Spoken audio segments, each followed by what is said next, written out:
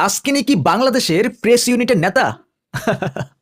মোস্তাফিজের খারাপ সময় যাচ্ছে তথা কয়েক মাস আগেই তামিম ইকবাল বলেছিলেন যে মোস্তাফিজ বাংলাদেশের প্রেস ইউনিটের নেতা এবং প্রায় এক বছর আগে মোস্তাফিজের কেরিয়ারের সবচেয়ে খারাপ সময়ে মুশফিকুর রহিম বলেছিলেন আমি মনে করি এখনো বাংলাদেশের প্রেস ইউনিটের নেতা মোস্তাফিজ। মানে বড় বড় ক্রিকেটাররা বাংলাদেশের সবাই কিন্তু মোস্তাফিজকে প্রেস ইউনিটের নেতা মনে করে এবং যাকেই আপনারা বলতেছেন প্রেস ইউনিটের নেতা সেই তাসকিনি কিন্তু টি-20 বিশ্বকাপের আগে বলেছিলেন মোস্তাফিজ ভাই হচ্ছে বাংলাদেশ প্রেস অ্যাটাকের নেতা। মানে অসাধারণ একটা বিষয়, বুঝলেন ভাই? কয়েকটা সিরিজ মানে 2023 সালটার কথা বলছি, খারাপ গেলেই কিন্তু একটা বোলার যে তথা বাংলাদেশ ক্রিকেট ইতিহাসের সেরা বোলারটা খারাপ হয়ে যায় এমনটা কিন্তু না।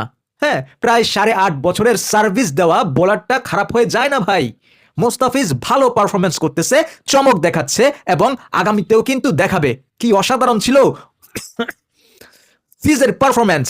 মানে গত আইপিএল, জিম্বাবুয়ে সিরিজ, তারপরে আমেরিকা সিরিজ এবং লাস্ট টি-20 সিরিজ মানে টি-20 বিশ্বকাপ, মানে অসাধারণভাবে কিন্তু খেলাধুলা করেছে।